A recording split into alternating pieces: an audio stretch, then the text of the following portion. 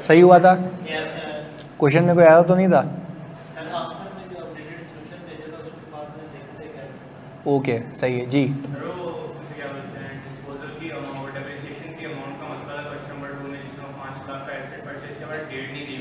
सही है। उसमें सवाल में डेप्रिसिएशन निकलवाई थी क्या? सही है।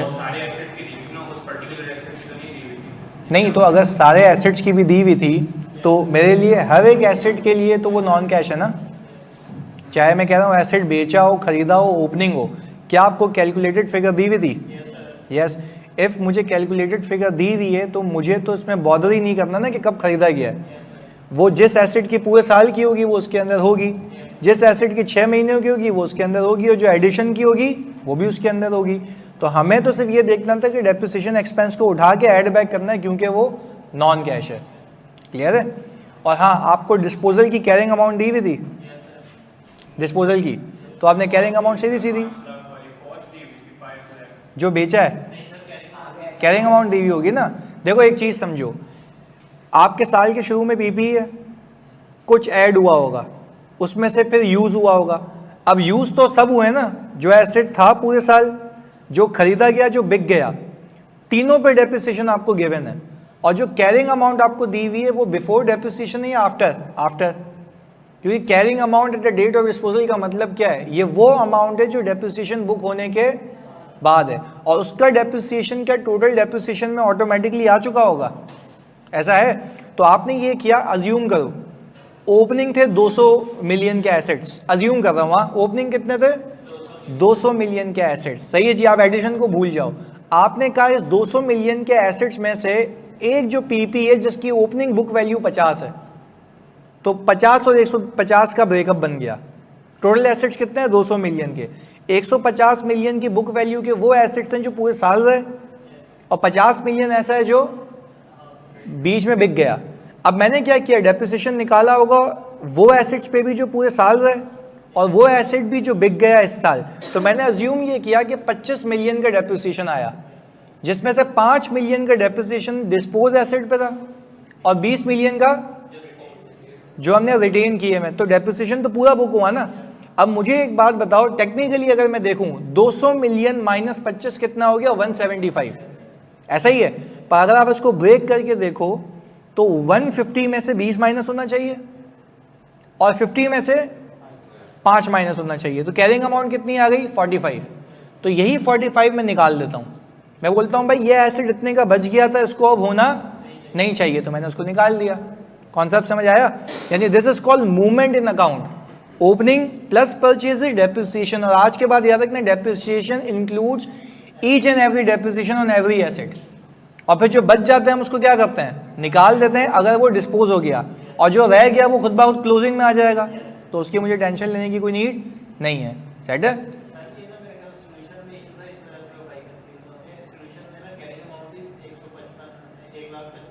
सही है। अच्छा, वो मेरे ख्याल से उसने टाइपिंग मिस्टेक कर दी होगी, पर उसने मेरे ख्याल से अपडेटेड भेजा भी था। अपडेटेड में भी ऐसा ही है। तो ये काम जब ऐसा हो ना, तो तुम उसको बता दिया करो स्पेसिफिकली मैसेज करके सॉल्व को, सर इसमें देख लेंगे गलती तो नहीं है, तो सही कर देगा उसको। सही है? असल में मैं उसको जिस तरह क्विज बनवाता हूँ ना, बोलता हूँ अभी 5 मिनट में चाहिए, तो फिर वो तो घबरा के फिर जल्दी लिख देता है। खैर आगे लेके चलते हैं। हमारे वर्किंग कैपिटल चेंजेस के अंदर अब आखिरी चीज रह गई है जिसका नाम है इन्वेंट्री। इसको भी जरा लॉजिकली समझते हैं। सही है जी? अब हमने ये कहा सर कि इन्वेंट्री के कॉन्सेप्ट के अंदर भी इंक्रीज होगा या डिक्रीज होगा, पर याद रखिएगा एक चीज समझाने के लिए मैं बाकी चीजों को कांस्टेंट रखूंगा। कांस्टेंट मतलब बाकी चीजें हटा दूंगा और फिर मैं आपसे पूछूंगा। खैर देखते हैं। मैंने ये कहा कि सर मैंने एक इन्वेंट्री परचेज की, इन्वेंट्री हो गई डेबिट या परचेजेस कहते हैं आप इसको, और कैश हो गया क्रेडिट। सर ये हो गया 1,50,000 रुपये से। अच्छा मुझे जल्दी से ये बताओ आप कि क्या ये बात मानते हो कि ये वाली जो अमाउंट है ये अभी एक एसेट है?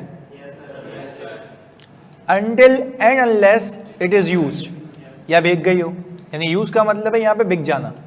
चलें जी, हमने फिर ये कहा भाई इसके बाद कि मैंने इसमें से एक पोर्शन उठा के बेच दिया, तो मैंने कहा सर उसकी मैं एंट्री बनाऊंगा COGS डेबिट, स्टॉक कह लो,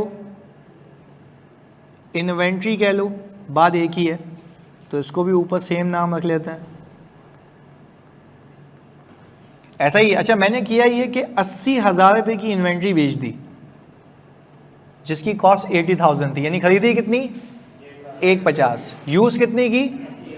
अच्छा, अब हम कॉन्सेप्ट याद करते हैं, इस कॉन्सेप्ट का नाम है आपने परचेज किया है ज़्यादा, यूज़ किया है कम, परचेज किया है ज़्यादा और यूज़ किया है कम। इस कॉन्सेप्ट को दिमाग में रखना, फिर अकाउंटिंग सीखेंगे, फिर कैश फ्लो से लिंक हो जाएगा ये। चलें जी, मैंने कहा सर ये जो 80,000 रुपये की मालियत की इन्वेंट्री है, इसको मैंने जो बेचा है वो 3,50,000 का बेचा है। कितने का?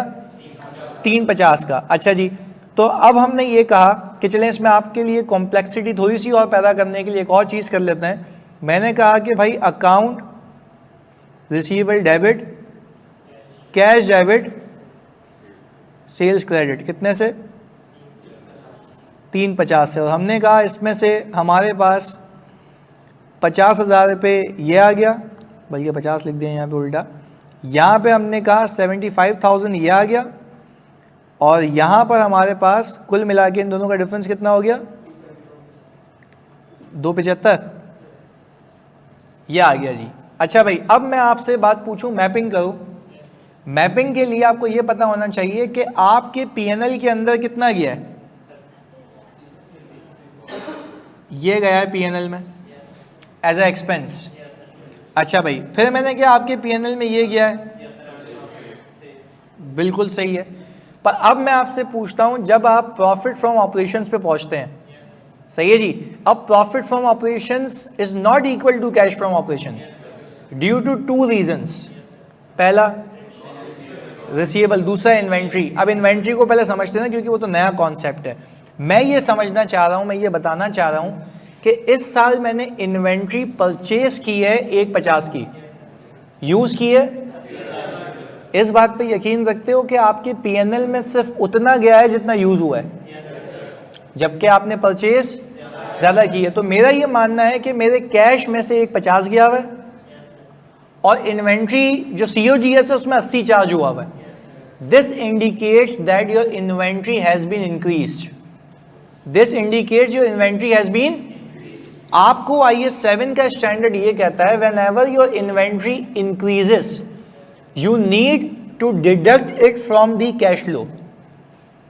अब ये तो ये कह के निकल गया ना स्टैंडर्ड पे, उसकी लॉजिक तो मैं बता रहा हूं। वो क्या रहा है, whenever your inventory you need to deduct it from cash flow. अब वो करे माइनस करो, माइनस करने की लॉजिक बता रहा हूं भाई। उसको ये बात पता है कि अगर आपने इन्वेंट्री खरीदी है ज्यादा, यूज की है कम, तो ज्यादा खरीदने का मतलब है पैसा गया है ज्यादा, यूज हुआ है, तो P&L में चार्ज हुआ हुआ है 80, कैश में चार्ज हुआ हुआ है 150, कितना चार्ज नहीं हुआ हुआ 70,000। तो वो बोला माइनस करो उसको, क्योंकि यूज होना अलग बात है, पैसे जाना अलग बात है। आपके सामने इस एग्जाम्पल में आप अपेरेंटली देख सकते हैं। देखो, मैं तो ये भी कह सकता था स्टैंडर्ड क्या है, मान लो, तो आप मान लेते, तो मैं कह रहा हूँ लॉजिक तो समझो। लॉजिक उसके पीछे ये है कि जब आप इन्वेंट्री परचेज करेंगे ज्यादा तो पैसा भी जाएगा, तो आपने यूज किया तो यूजेज है P&L में, पैसा है कैश में। तो मुझे बताओ कैश का आउटफ्लो ज्यादा है और यूजेज, तो ऊपर 80 गया हुआ है, नीचे 150 गया हुआ है, और कितना माइनस करूं? क्योंकि आप यहाँ पे ग्रॉस फिगर नहीं दिखा सकते, यहाँ पे आप ऑपरेशंस के प्रॉफिट को कन्वर्ट कर रहे हो किसमें, कैश में। तो क्या मैं ये कह सकता हूँ कि जब भी हमारी इन्वेंट्री इंक्रीज होगी we need to deduct it from cash flow, minus करना है। अच्छा, रिसीवेबल के केस में भी यही होता है। अब मैं बच्चों को देखता हूँ ना, जब मैं EY वगैरह में इंटरव्यूज लेता हूँ, तो वो बच्चे, मैंने कहा भाई मुझे ये बताओ, जब मुझे पता है वीक होते हैं इसमें, मैंने बोला भाई मुझे बताओ कि इंक्रीज इन रिसीवेबल क्या होगा, वो फौरन से बताएगा लेस। मैं बोलूँगा इंक्रीज इन इन्वेंट्री क्या होगा, बोलेगा लेस। अच्छा, मैंने कहा लॉजिक बताओ, वो बस सर ने कहा था एसेट में इंक्रीज हो तो लेस, लायबिलिटी में इंक्रीज हो तो ऐड। मैंने कहा ये क्या बात हुई भाई, मतलब इंक्रीज होता तो उसकी लॉजिक है। सेल्स के इंक्रीज को लेस क्यों करते हैं, रिसीवेबल के इंक्रीज को लेस क्यों करते हैं? क्योंकि इनकम हो चुकी है, पैसा तो अब मैं आज के बाद आपसे पूछूं कि इन्वेंट्री के इंक्रीज को लेस क्यों करते हैं? वेरी गुड, क्योंकि कैश आउटफ्लो है ज्यादा, यूजेज है। तो आप ऐसे नहीं कह सकते किसी को कि भाई ये तो एसेट ज्यादा हो रहा है तो मैं लेस करूंगा, भाई ये कोई लॉजिक नहीं है। लॉजिक ये है जो आप अकाउंटिंग से पीएनएल कैश फ्लो को लिंक करके बनाते हैं। पहले तो यहां तक बात समझ आई, पक्की बात है? ओके जी। पर सर इस सवाल में यानी इस इलस्ट्रेशन में एक और पंगा भी है। सेल्स हुई है 350 की और रिसीवेबल भी है, तो क्या मेरा रिसीवेबल इंक्रीज हो रहा है?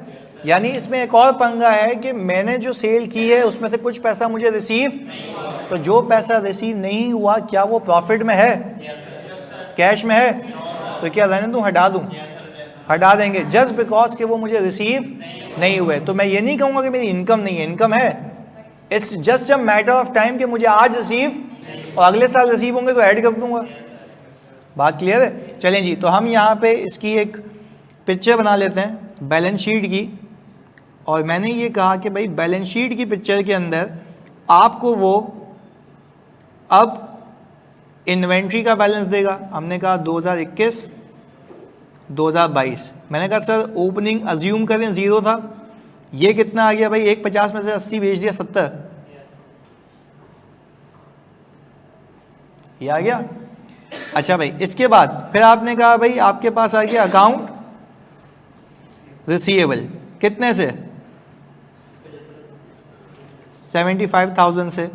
और अब हमने ये कहा कि भाई हमारे पास जो कैश का बैलेंस है, जो हम यहाँ पे अज्यूम कर लेते हैं कि 1.2 मिलियन होता, तो प्लीज़ कैलकुलेटर पे मुझे सिर्फ इतना बता दो कि 1.2 मिलियन प्लस 275 माइनस 150 कितना आता है?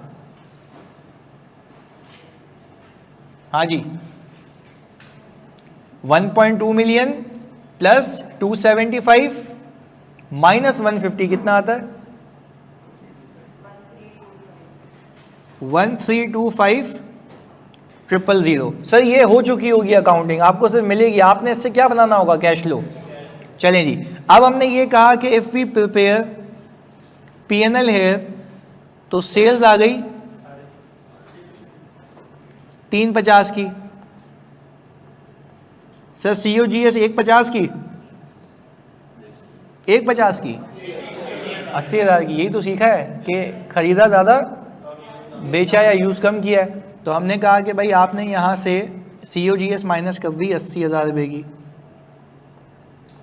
तो प्रॉफिट कितना आ गया? 270। अच्छा, मैंने इसमें इंटेंशनली डेप्रिसिएशन नहीं डाला क्योंकि वो हमें पता है कि ऐड बैक होके प्रॉफिट फ्रॉम ऑपरेशंस पे पहुंच जाएंगे। सही है जी। खैर, हमने कहा सर ये अभी सूरत हाल है, पहले आप इसको कॉपी करें तो फिर इसका कैश फ्लो बनाते हैं।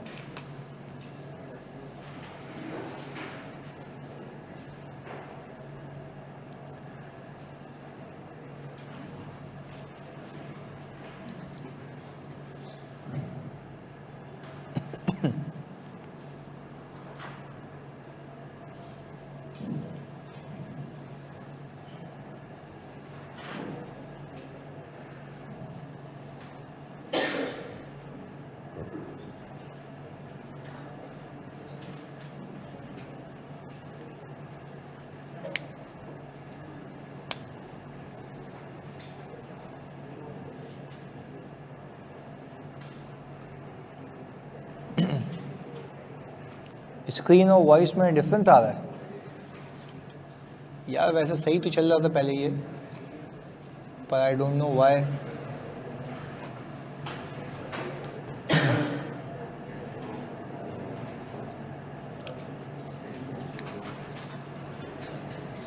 नहीं, कैश तो हमने पूरा दिया है ना 150 का। मुस्कान, कैश तो हमने पूरा दिया है ना इन्वेंट्री खरीदते वक्त। चलिए यहाँ तक हो गया कॉपी?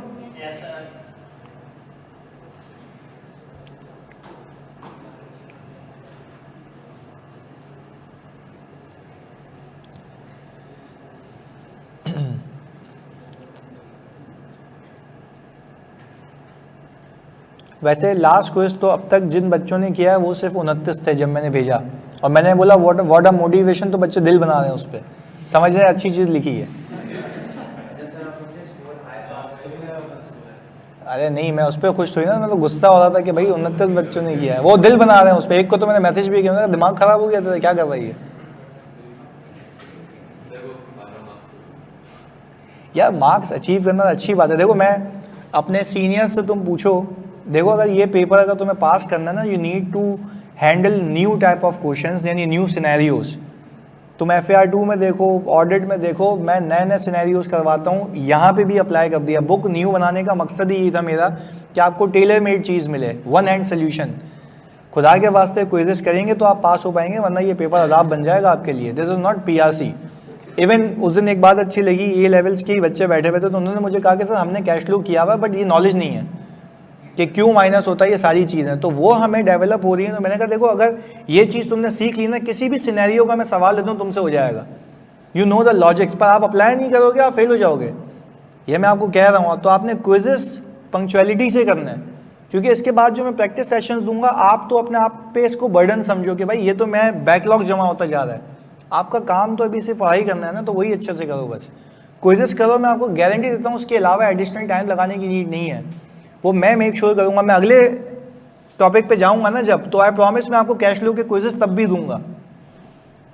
तरीका क्या होता है, मैं तो जाहिर सी बात है पैसे नहीं होते थे तो खुद ही पढ़ाई करता था, तो जब ये होता था तो मेरा रिवाइज करने का तरीका था। रिवाइज में ऐसे करता था कि भाई जब मैं अगले टॉपिक पे जाता था ना, तो मैं ये सिर्फ नहीं देखता था अगला टॉपिक है, मैं हर रोज पिछले टॉपिक का एक सवाल सॉल्व करता था। इससे क्या होगा, भूलोगे नहीं भाई। अगर एक महीने बाद जर्नल उठा के घुमाने से अच्छा है कि रोज एक सवाल कर लो। आपका लर्निंग कर्व का एक इम्पैक्ट होता है। लर्निंग कर्व का इम्पैक्ट का मतलब ये होता है कि आपका माइंड उसको अडॉप्ट कर लेता है और आपको उसको सॉल्व करने का टाइम क्या होता रहता है।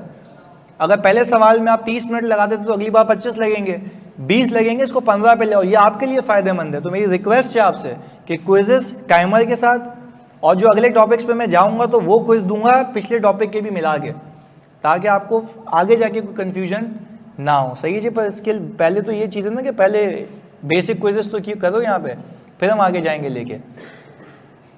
अच्छा ये बच्चा कह रहा था लिटरली थॉट कि एप्रिसिएशन था। सही है।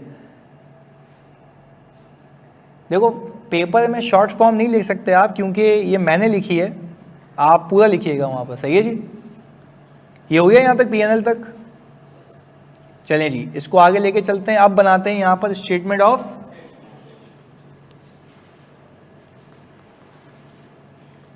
Cash flows. अच्छा भाई, स्टेटमेंट ऑफ कैश फ्लोस के अंदर अभी हमारे पास प्रॉफिट बिफोर टैक्स आ रहा है 270। अच्छा भाई 270 का हमारे पास आ रहा है भाई प्रॉफिट बिफोर टैक्स। सर हमने यहाँ पे कहा एडजस्टमेंट्स के अंदर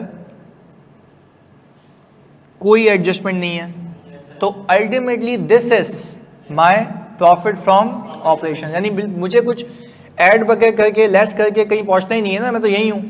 ऐसा ही है। चलें जी, अब मुझे एक बात बताएं भाई, ये हो गया डन यहाँ पर। अब हमने यहाँ पे पार्क करनी है वर्किंग कैपिटल चेंजेस, और हमने कहा वर्किंग कैपिटल चेंजेस के अंदर आपने कहा कि भाई इंक्रीज इन रिसीवेबल कितना है जी, 75 सर।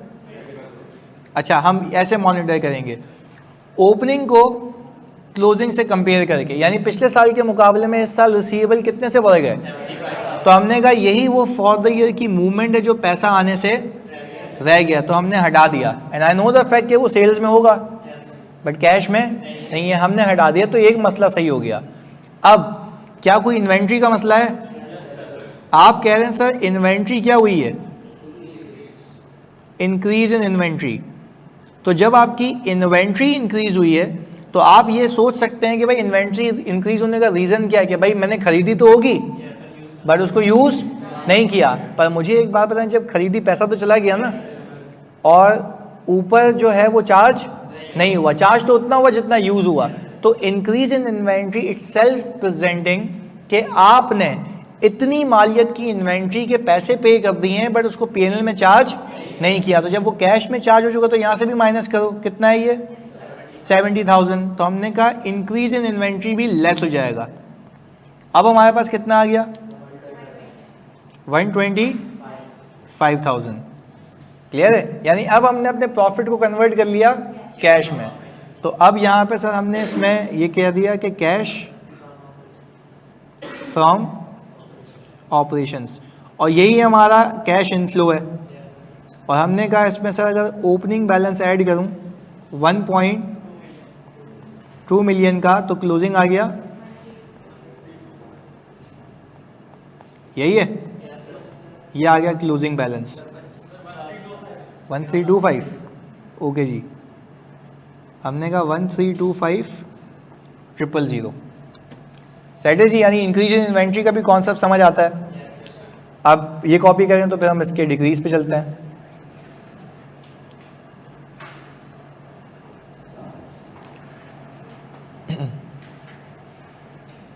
सही है यासिर, ओके।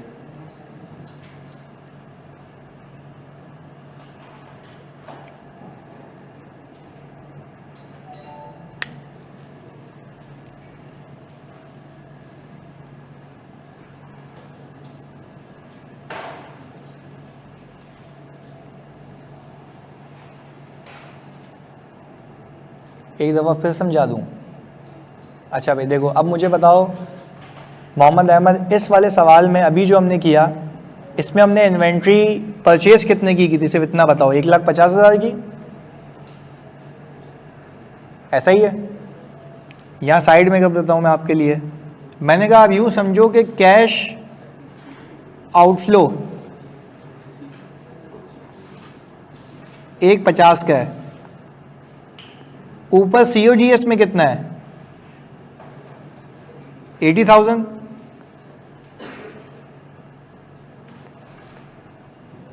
ऐसा ही है मोहम्मद अहमद? मुझे एक बात बताओ, इस 80,000 के आउटफ्लो को जो मैंने COGS में दिखाया हुआ है वो 80,000 दिख रहा है प्रॉफिट के अंदर जो नेट हुआ हुआ है, कैश में से कितना गया हुआ है 1,50, तो कितना नहीं गया हुआ 70,000। तो वो यही कह रहा है कि भाई ये आपको ऐसे पता लगेगा जब आप इन्वेंट्री का अकाउंट देखेंगे।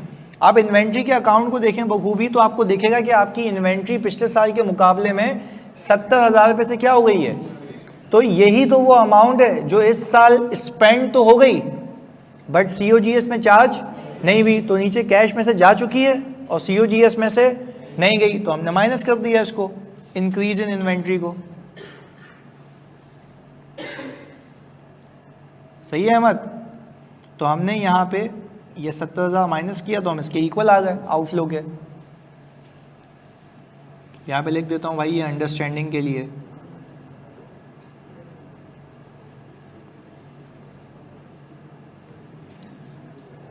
डन है? ये हो गया कॉपी? अच्छा जी, before we move towards a question हम ज़रा इसके डिक्रीज का कॉन्सेप्ट कर लें।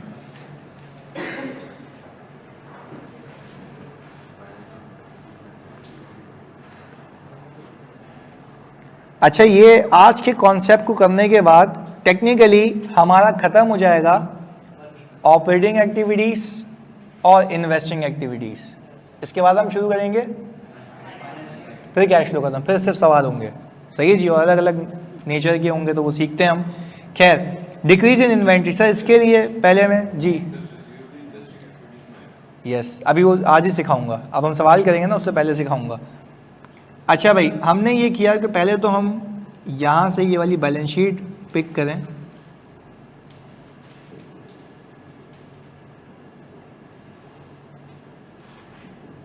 और यहाँ फेंक देते हैं उसको।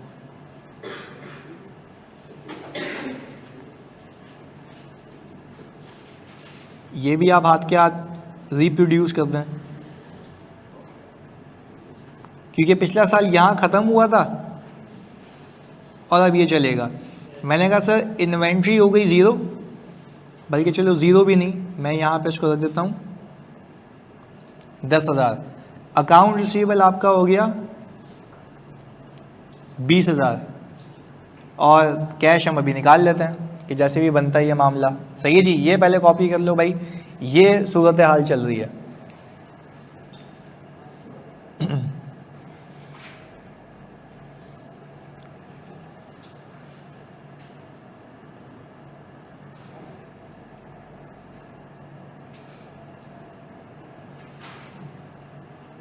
चलें जी, अब हमने ये कहा कि अगर मैं देखूं तो मेरी इन्वेंट्री 70 से 10 पे आ चुकी है, सही है जी। और to keep it very easy मैं कह रहा हूं कि इस साल मैंने कोई परचेजेज ही नहीं की, सही है। सिंप्लीफाई करने के लिए मैंने इस साल कुछ परचेज नहीं किया, तो अगर परचेज नहीं किया तो मतलब मैंने अपनी एग्जिस्टिंग इन्वेंट्री को बेच दिया। चलें जी, अब हमने ये कहा कि भाई इसकी एंट्री बन गई होगी और इन्वेंट्री क्रेडिट,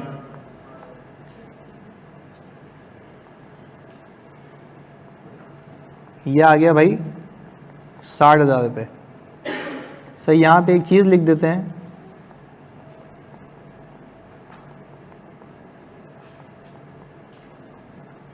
सही है, नो कैश आउटफ्लो। क्यों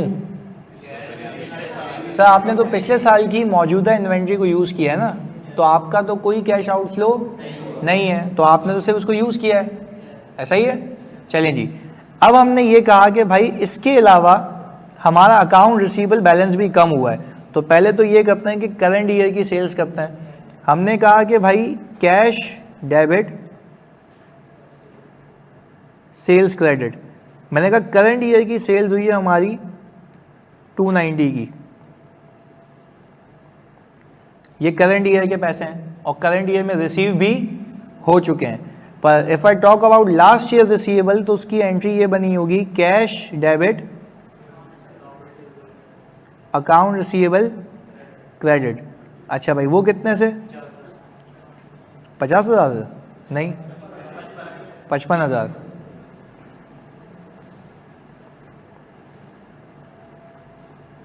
अच्छा, ये बात पता है कि ये जो है ये simply sir recovery of receivable है एंड नॉट सेल्स। इससे कोई सेल बुक नहीं हुई है, ये सेल किस साल की थी?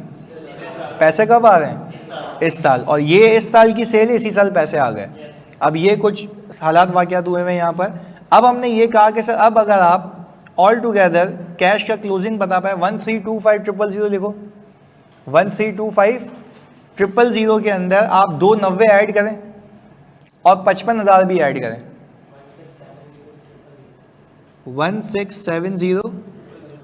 अब ये अकाउंटिंग आपको हुई भी मिलेगी जो कि हमने एंट्री बाय एंट्री मैंने तुम्हें करवा दिया, ये हो चुका होगा। अब मैंने कहा कि if I prepare PNL here तो सेल्स आ जाएगी 290 की, तो सर इसमें 55 क्यों नहीं ऐड किया? वो पिछले साल का था, गुड है। अच्छा भाई, हमने कहा ये हो गया, ये कितना?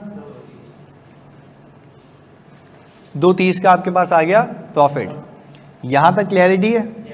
चलें जी, अब इस बात को समझ लेते हैं इन्वेंट्री की। आई होप आपको भी पहली बारी में ही समझ आ जाएगा क्योंकि इतनी लॉजिक्स डेवलप कर चुके हो। कहने का मकसद ये है कि इस साल जब मेरी इन्वेंट्री डिक्रीज हो रही है तो स्टैंडर्ड कहता है whenever your inventory decreases you need to add that amount in your cash flow. बोलता है ऐड करो।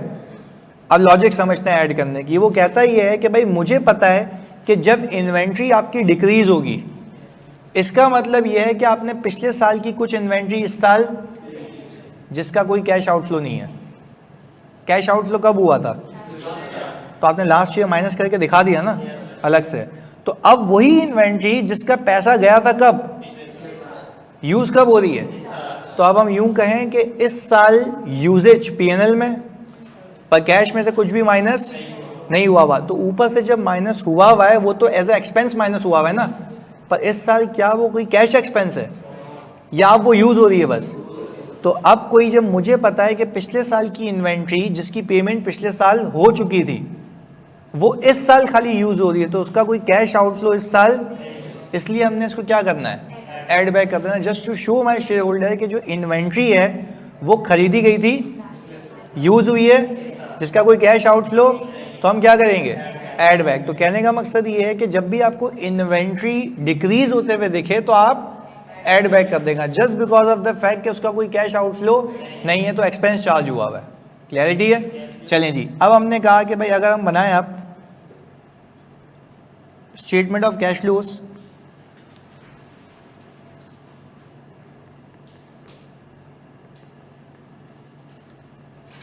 तो sir statement of cash flows के लिए आपने कहा कि भाई आपने रख दिया प्रॉफिट बिफोर टैक्स और वो आ गया था आपका 230। यहाँ पे एडजस्टमेंट्स कुछ भी नहीं है, तो यही हमारा प्रॉफिट फ्रॉम ऑपरेशन है। पर सर अब अगर मैं बैलेंस शीट में जाऊँ तो इन्वेंट्री आपको डिक्रीज होते हुए दिखती है, तो हमने यहाँ पर कहा सर वर्किंग कैपिटल चेंजेस आ गई, और वर्किंग कैपिटल चेंजेस में आपने कहा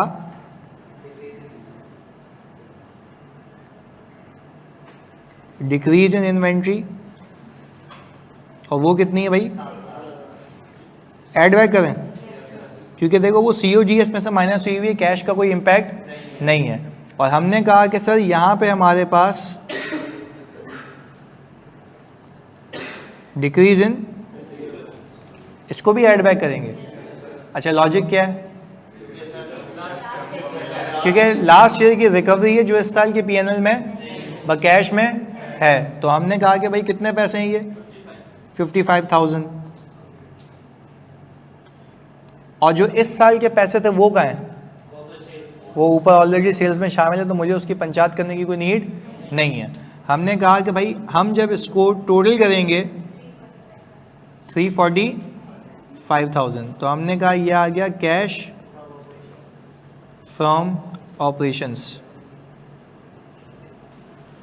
इसमें ओपनिंग बैलेंस अगर मैं ऐड करूं तो 1325 था, क्लोजिंग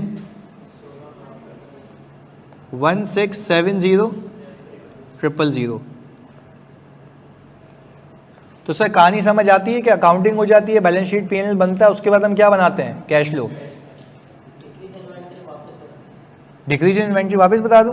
अच्छा भाई डिक्रीज इन इन्वेंट्री आप यूं समझें कि आपने लास्ट ईयर 1,50,000 रुपये की इन्वेंट्री खरीदी, लास्ट ईयर कितनी यूज़ की, उसमें से 80 बची कितनी, ये बात मानते हो कि इसकी पेमेंट लास्ट ईयर हो चुकी है, क्योंकि लास्ट ईयर मैंने क्या किया था कि जब लास्ट ईयर मैंने कैश फ्लो बनाया तो 80,000 प्रॉफिट में माइनस हुआ था, कैश में से कितना 150, तो मैंने और कितना माइनस किया था 70। मैंने शेयर होल्डर को बता दिया ये पैसे जा चुके हैं। हम आ गए अगले साल, जब अगले साल आए तो क्या मैंने कोई एडिशनल इन्वेंट्री परचेज की या पहले से ही मौजूद थी। अच्छा पहले से ही मौजूद थी, अब वो यूज़ हो गई, अब यूजेज की एंट्री क्या बनी, COGS डेबिट और इन्वेंट्री कहीं कैश गया, कैश कब गया था पिछले साल, तो इस साल तो कोई भी कैश आउटफ्लो नहीं है। तो क्या यही 70,000 रुपये का COGS आपके P&L में शामिल है, प्रॉफिट एंड लॉस में। देखो ये है ना, ये जो COGS 60,000 रुपये 60,000, ये जो 60,000 रुपये का COGS है माइनस हुआ है प्रॉफिट से, बल्कि कैश में से ये माइनस हुआ है,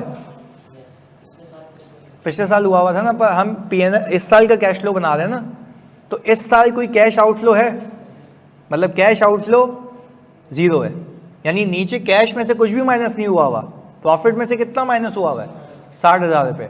अब मेरा शेयर होल्डर ये बोल रहा है कि भाई तुमने जो COGS माइनस की हुई है, क्या उसका कोई कैश इम्पैक्ट इस साल है या पिछले साल था, पिछले साल पैसे जा चुके हैं। तो मेरा शेयर होल्डर मुझे कहेगा भाई जब पिछले साल इसके पैसे जाते हुए दिखा चुके हो तो वापस से क्यों माइनस करके दिखाया है, इसलिए मैं इसको क्या करूँगा, ऐड बैक कर दूंगा। तो डिक्रीज इन इन्वेंट्री की लॉजिक ही यही है कि आपने अपने मौजूदा एसेट्स को बेचा है जिसकी पेमेंट कब हो चुकी थी, पिछले साल, तो इस साल वो एक्सपेंस तो हो गया, यानी यूज तो हो गई इन्वेंट्री पर, उसका कोई कैश आउटफ्लो नहीं है, इसलिए मैंने डिक्रीज इन इन्वेंट्री को क्या किया, ऐड बैक कर दिया, जस्ट टू शो कि ये जो 60,000 रुपये का COGS का एक्सपेंस आपको दिख रहा है वो एक्चुअल में पैसा नहीं गया, वो सिर्फ यूज हुई है, पैसा कब जा चुका था। अगर शेयर होल्डर को देखना हो पैसा और फर्दर गया था पिछले साल, तो वो पिछले साल का कैश फ्लो देख लेगा। क्लियर है, ये देख लें भाई, एंट्रीज दिखा दूं, हाँ जी ऑनलाइन में तो क्लियर है, जल्दी बता दो भाई।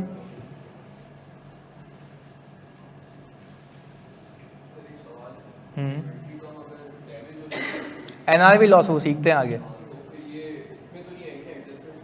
बिल्कुल नॉन कैश है, वो वहाँ पे ऐड हो जाएगी।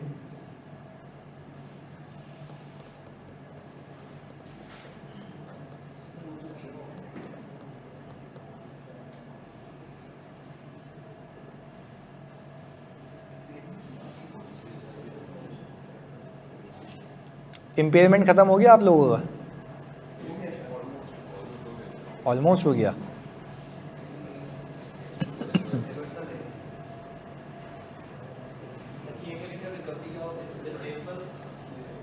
एंड नॉट सेल्स, सेल्स नहीं है ये।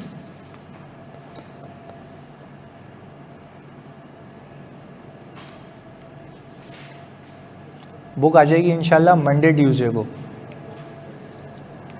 यहाँ मंगवा लें लाहौर से, या फिर तुम लोग डायरेक्ट ऑनलाइन ऑर्डर करोगे? यहाँ मंगवा लें, चलें 50-60 कॉपियाँ यहाँ मंगवा लेता हूँ, बाकी वहाँ से, बल्कि 100 मंगवा लेते हैं। या असल में वहाँ पे पब्लिशिंग जो है ना उसका नेटवर्क थोड़ा ज़्यादा है, तो हम ऐसे डिस्ट्रीब्यूटर को देते हैं वो जगह जगह पहुँचा देता है, इसलिए।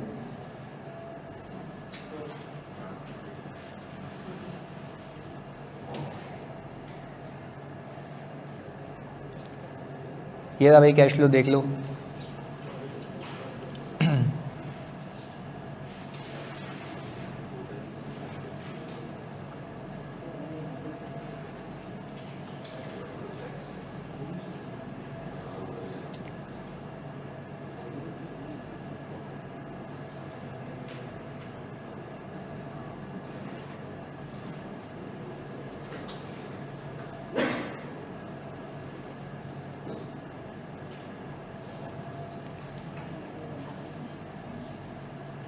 हाँ भाई चले अगले कॉन्सेप्ट पे।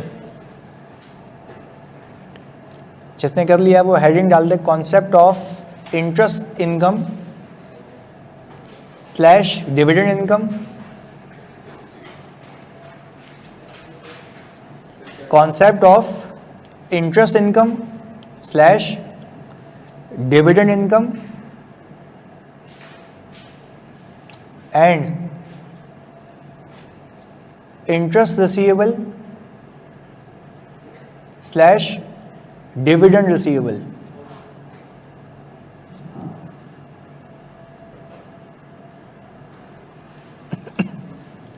अच्छा जी, लिख देते हैं यहाँ पर।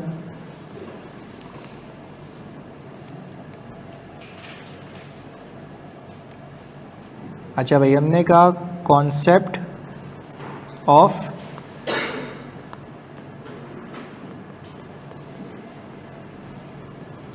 Interest income slash dividend income and interest receivable slash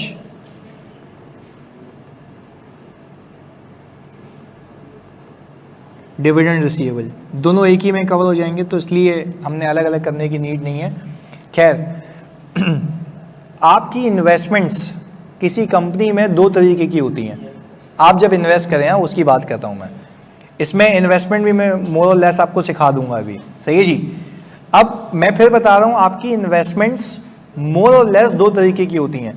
या तो आप किसी को लोन देते हैं, उस पर आपको मिलता है इंटरेस्ट, ऐसा ही है, या तो आप किसी कंपनी के शेयर्स परचेज कर लेते हैं। ये दोनों आपकी इन्वेस्टमेंट्स हैं। यानी एक जगह आपने पैसा लगाया है किसी को लोन देके, और एक जगह आपने किसी कंपनी के शेयर्स परचेज कर लिए हैं। तो कितने टाइप की इन्वेस्टमेंट हो गई? दो। या तो आपने किसी को उधार दिया, यानी यूं सोचो, सामने वाला बन के भी सोचो, सामने वाला आपसे पैसा या तो उधार की मद में लेगा, या तो बोलेगा कंपनी के शेयर्स ही परचेज कर लो। बात क्लियर है? तो यानी सर, अगर मैं अब ये बात कहूं कि मैंने लेट से किसी कंपनी को उधार दिया है, लोन दिया है, सही जी, तो मैं क्या उसकी एंट्री बनाऊंगा? Loan receivable debit cash credit, ऐसा ही है। और मैंने कहा लेट से सर ये है 1 मिलियन, और अगर एट द सेम टाइम मैं किसी कंपनी के शेयर्स परचेज करूंगा, तो उसकी मैं एंट्री बनाऊंगा यहां पर इन्वेस्टमेंट कैश क्रेडिट। कितने से? 1 मिलियन से। या तो इन्वेस्टमेंट उस मद में होगी या इस मद में होगी, ऐसा ही है। यानी आप इसको, इस लोन रिसीवेबल को भी इन्वेस्टमेंट भी कह सकते हो, पर एक्चुअली ये लोन है। तो आपने लोन रिसीवेबल, दोनों आपके एसेट्स हैं, either in form of debt, either in form of equity. यानी या तो आप किसी कंपनी के शेयर खरीद लें, पैसे दे दें उसको, अच्छा जब आप शेयर्स खरीदते हैं तो आप उस कंपनी के मालिक हो जाते हैं। इस पहले वाले केस में आप उस कंपनी के मालिक नहीं है, क्योंकि आपने जो पैसे दिए वो आपको इंटरेस्ट के साथ मिल जाएंगे। अच्छा जी, अब यहाँ पे एक और चीज़ सीखते हैं। मैंने कहा यहाँ पर जो मेरा रिटर्न है वो कहलाएगा इंटरेस्ट, और यहाँ पर जो मेरा रिटर्न है वो यहाँ पे आएगा डिविडेंड, क्योंकि कंपनी के ओनर्स को डिविडेंड दिया जाता है और कंपनी के लैंडर्स को इंटरेस्ट दिया जाता है। क्लैरिटी है? मैं बेसिक बातें बता रहा हूँ ताकि आप समझ आए कि कॉन्सेप्ट क्या है। वापस से भाई, अगर मैं ये कहूँ कि मैंने किसी कंपनी के शेयर्स परचेज किए हैं तो आप बोलेंगे कि भाई आपने सर इन्वेस्टमेंट की हुई है, तो मैं आपसे पूछूं सर आपको उस पर रिटर्न क्या मिलेगा? डिविडेंड, क्योंकि कंपनी के ओनर्स को डिविडेंड दिया जाता है। अच्छा, एट द सेम टाइम मैंने कहा मैंने इन्वेस्टमेंट की हुई है बट किसी को लोन दिया है, तो रिटर्न क्या आएगा?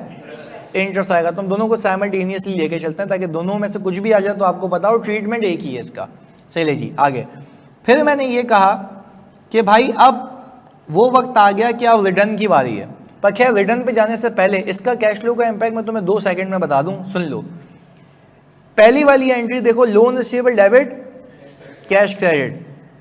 ये वाली अमाउंट ऐसी अमाउंट है जो तुम्हारी जेब से चली गई, आउटफ्लो तो है बट ये सॉर्ट ऑफ आपका कैपिटल एक्सपेंडिचर है। आपने टेक्निकली इसमें इन्वेस्टमेंट की है ना, ये कोई आपका एक्सपेंस नहीं है। तो क्या मैं कह सकता हूं मेरी इन्वेस्टिंग एक्टिविटी में अगर आपको मैं ये कहूं, ये लिख के मिटा दूंगा मैं 2021 और 2022, मैं यहां पे आपको ऐसे दिखाऊं लोन रिसीवेबल, यहां पे आ रहा है 0 और यहां पर आ गया 1 मिलियन। जब मैं इसका डी अकाउंट बनाऊंगा, ये मैं मिटा दूंगा, फोकस होकर देखना है इसको, ये आ गया लोन रिसीवेबल। ओपनिंग कितना है मेरा, क्लोजिंग आपको दिख रहा होगा, और सवाल कुछ भी नहीं कहता। तो यहां पे क्या लगता है कि आपके पास ओपनिंग लोन रिसीवेबल 0 था और 1 मिलियन क्लोजिंग आ रहा है, मतलब आपने इस साल किसी को लोन दिया है। तो वो हम निकाल लेंगे बैलेंसिंग फिगर, अच्छा मुझे एक बात बताओ, जो बैलेंसिंग फिगर निकालेंगे तो वो यहां पे आ गई, तो हमने कहा भाई ये एडिशन ऑफ लोन है। कैश पे कितना आ गया? 1 मिलियन।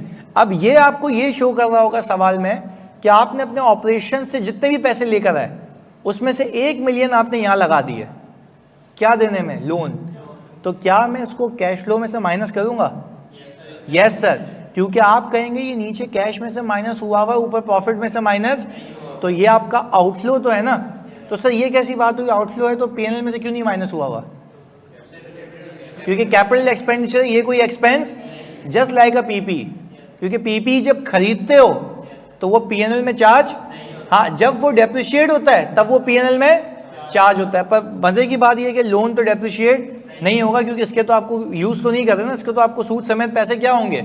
वापस मिल जाएंगे। डेप्रिशिएट तो वो अमाउंट होती है जो आपको रिकवर नहीं होगी। बात क्लियर है? तो खैर मैं इसको भी फिलहाल मिटा दूं, ये सिर्फ अंडरस्टैंडिंग के लिए था। सेम केस, लोन रिसीवेबल को हटा के ऊपर लिख दूं इन्वेस्टमेंट। ओपनिंग इन्वेस्टमेंट 0 है, क्लोजिंग इन्वेस्टमेंट कितनी आ रही है? 1 मिलियन। ये क्या शो कर रहा है?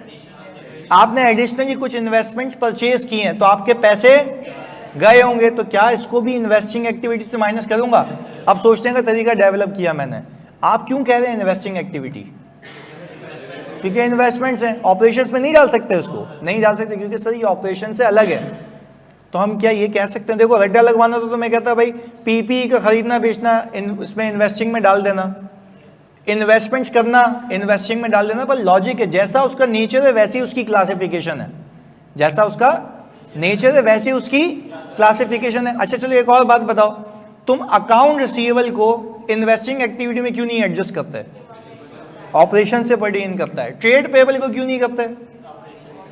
इंटरेस्ट पेबल को क्यों नहीं करते? ऑपरेटिंग एक्टिविटी नहीं है। और मैं अगर आपसे ये कहूं आज के बाद कि अगर कोई डिविडेंड रिसीव हुआ तो वो ऑपरेशंस में आएगा या इन्वेस्टिंग में? Very good. तो अब ये लॉजिक डेवलप हुई है, मतलब आपको याद करने की नीड नहीं है, आपको नेचर देख के समझ आएगी इसको क्लासिफाई कहाँ होना चाहिए। बात क्लियर है? चलें जी, अब मैं ज़रा इसको मिटा दूं ताकि हम उस ऊपर वाले कॉन्सेप्ट को आगे लेके चलें।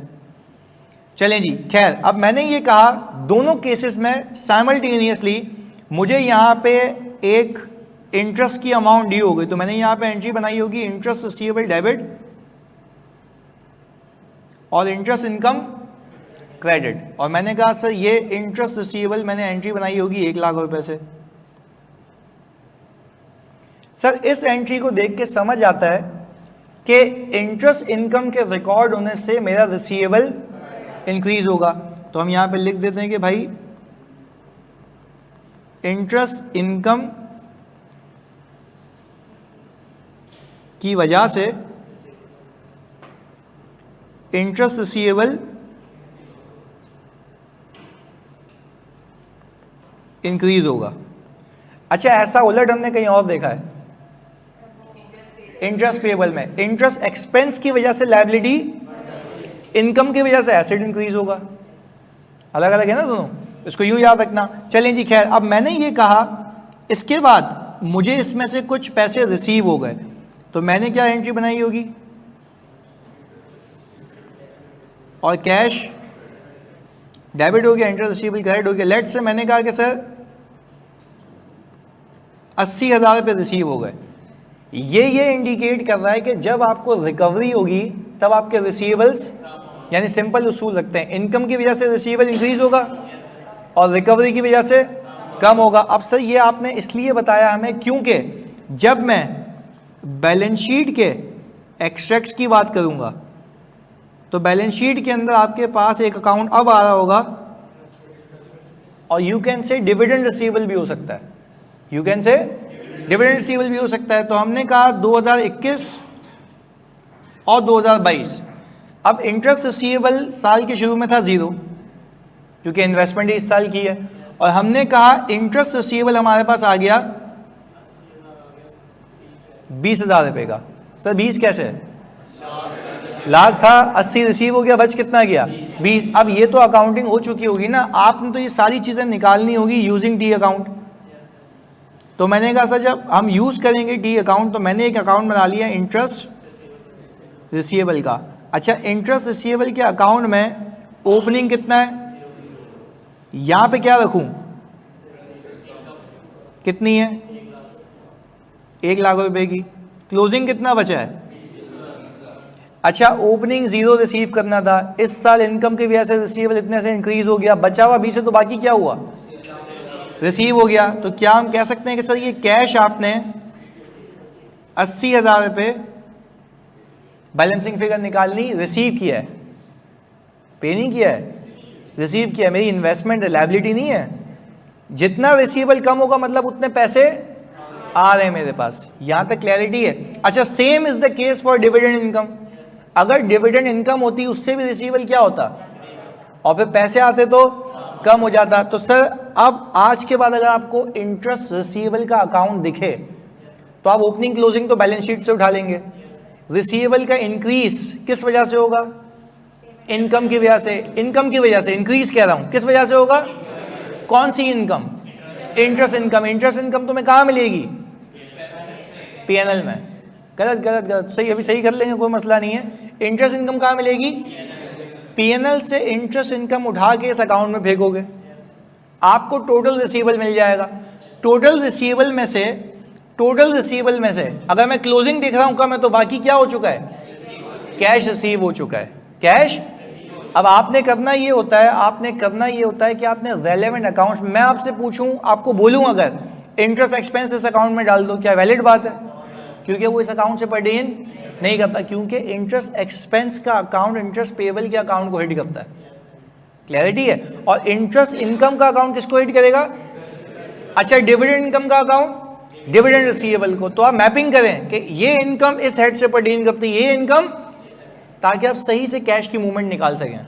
बात क्लियर है? चलें जी, अब मैं अगर आपको इसका कैश फ्लो का इंपैक्ट बताऊं, अगर हम इसका कैश फ्लो इंपैक्ट देखें तो क्या आप ये मानते हैं कि प्रॉफिट बिफोर टैक्स के अंदर, सिर्फ इसका इंपैक्ट बता रहा हूं, प्रॉफिट बिफोर टैक्स के अंदर मेरे पास कितने होंगे? एक्चुअल इनकम होगी। नीचे मेरे पास कैश में कितने होंगे? तो सर यहाँ पे 20,000 ऐड करके दिखा देता हूँ। क्यों? वरना ऐसा लगेगा कि इंटरेस्ट कितना रिसीव हुआ है 20,000 रुपये, जबकि असल में कितना हुआ है 80,000 रुपये। तो सर इसका एक हल है, क्योंकि ये ऑपरेशन से परडेन नहीं करता ना। अच्छा, अगर ऑपरेशन से परडेन करता तो मैं वर्किंग कैपिटल में घुसा देता इसको कन्वर्ट करने के लिए। पर क्या ये देखो, ये आगे जाके सवाल आता कि सर आपने इसका सलूक वर्किंग कैपिटल का क्यों नहीं किया? क्योंकि ये ऑपरेशन से परडेन नहीं करता। तो अब हम एक काम ये करेंगे कि भाई यहां पे पार्क करेंगे, गाइड करो मुझे, क्या करेंगे यहां पर? लेस करेंगे। कितना? 1 लाख रुपए लेस करोगे ताकि इंपैक्ट, वेरी गुड यार, यानी प्रॉफिट बिफोर टैक्स के अंदर ये है। हमने कहा इसका इंपैक्ट 0 करना, तो क्या करें? लेस कर दें, ताकि ये क्या हो जाएगा? Just like a gain on disposal. Gain on disposal भी क्या करते हैं और फिर अलग से पैसे दिखा देते हैं नीचे। तो हमने यहां पर किया ये कि भाई इंटरेस्ट इनकम, अपने शेयर होल्डर को बोला भाई ये इनकम थी आपकी, ये हमने हटा दी। वो तब क्या बोल रहा है, ये क्या कर रहे हो भाई? मैंने बोला हटा दी, नीचे पैसे दिखा रहे तुम्हारे। तो हमने कौन सी एक्टिविटी में दिखाना है? इन्वेस्टिंग एक्टिविटी में। और हम बोलेंगे यहां पर लिख देंगे इंटरेस्ट रिसीव्ड। ऐसा ही है भाई, ये आ गया इंटरेस्ट रिसीव्ड। कितना है जी? अब क्या ये मैच हो गया? Yes sir. तो हमें देखना ये, अच्छा ये कह रही है मानिया कि सर अगर 20,000 ऐड कर देते अगर, तो ये 1,20 हो जाता। भाई मानिया कह रही है कि सर अगर 20,000 ऐड कर देते तो ये कितना दिखता? 1,20। तो क्या आपको इंटरेस्ट 1,20 का मिला है? 80 का मिला है ना। तो 80 की डिपिक्शन दिखाने के लिए आप क्या करेंगे? 1 लाख रुपए की इनकम को 0 करेंगे और अलग से पैसे आते हुए दिखा देंगे। ये रहा ग्रॉस मूवमेंट। आखिर बार पूछ रहा हूं, उसको वर्किंग कैपिटल में क्यों नहीं एडजस्ट किया? क्योंकि वो ऑपरेशन से परडेन नहीं करता। और फिर एक सवाल है मेरे पास, अगर तुम लोग जवाब दोगे इसका कि सर ये एडजस्टमेंट्स में क्यों पार्क कर रहे हैं? क्योंकि हमें पहुंचना होता है प्रॉफिट फ्रॉम। अब लॉजिक वापस से, आखिरी लॉजिक है ये। जब आप एडजस्टमेंट्स पार्क करते हैं तो उसकी मेन लॉजिक तो ये है इंपैक्ट 0 करने के लिए नॉन कैश होता है व्हाटसोएवर, पर उसकी प्योर लॉजिक ये है कि आप ये सब चीजें करके प्रॉफिट फ्रॉम ऑपरेशन पे पहुंचते हैं। तो जब प्रॉफिट फ्रॉम ऑपरेशन पे पहुंचते हो तो आपको रिसीवेबल पेएबल भी सिर्फ कौन से यूज करने हैं? ऑपरेशंस वाले, ताकि उस ऑपरेशंस के प्रॉफिट को कन्वर्ट कर पाओ किसमें? कैश फ्रॉम ऑपरेशन में। क्यों? अब एक चीज सुनो, जब तुम लोग एडजस्टमेंट्स करके, तुम लोग बताना मुझे यहाँ क्लैरिटी के साथ, जब आप सब एडजस्टमेंट्स करके प्रॉफिट फ्रॉम ऑपरेशन पे पहुंच गए तो क्या उसके अंदर कोई अदर देन ऑपरेशन की चीज बची है? नहीं बची ना। तो उसके अंदर बचा हुआ क्या? Receivable payable inventory. Very good, operations के ये ना। तो आप यूज भी क्या करेंगे? रिसीवेबल पेएबल, क्योंकि इंटरेस्ट रिसीवेबल ऑपरेशंस का पार्ट नहीं है, उसको यूज करके कैश में नहीं कन्वर्ट कर सकते क्योंकि उस प्रॉफिट से परडेन ही नहीं करता। जैसे मैंने आपको एग्जांपल दी, इंटरेस्ट एक्सपेंस, क्या इंटरेस्ट रिसीवेबल के अकाउंट में डाल सकते हो? क्योंकि वो इससे परडेन। भाई अगर मैं कहूं तुमसे कि भाई मेरे पास इंटरेस्ट इनकम है, तो क्या इंटरेस्ट पेएबल के अकाउंट में डालोगे? नहीं, क्योंकि सर दोनों अकाउंट्स अलग अलग हैं। तो जो चीज जहां से परडेन करती है वहीं से ही आपने गैदर करके निकालनी है। बात क्लियर है? इसको कॉपी कर लें जी। माम क्या क्या क्लियर करूं बताओ जल्दी से जी। हाँ जी, कैपिटल गेन, फेयर वैल्यू का गेन ना। हाँ वो बिल्कुल आएगा, वो भी तो नॉन कैश होगा।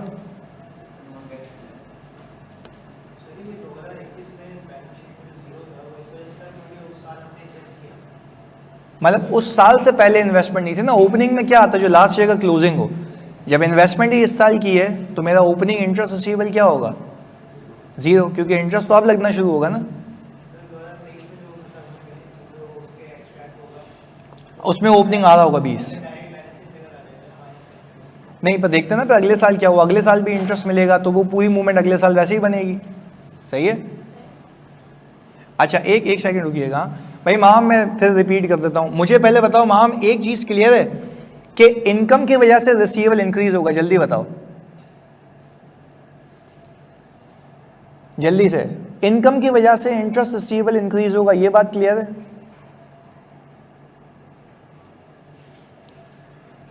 ओके जी, ये क्लियर है। अच्छा, क्या ये मानती हो कि ये 1 लाख रुपए की इनकम पीएनएल में जा चुकी है प्रॉफिट एंड लॉस में?